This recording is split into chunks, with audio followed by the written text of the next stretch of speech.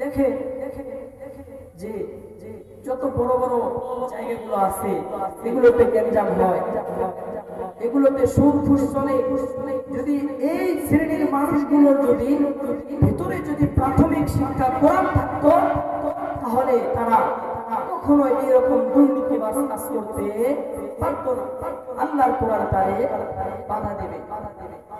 Doctor টাকা বেশি চাইবে, তার শুরুর শিক্ষা যদি হয় কোরআন, কোরআন তাকে বাধা দেবে যে এটা করা যাবে না।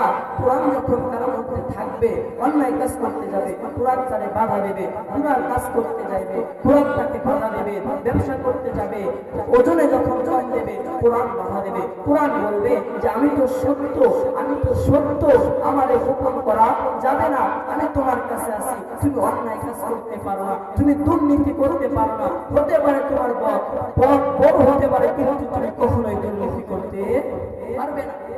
আল্লাহর কোরআন তাকে বাধা দেবে।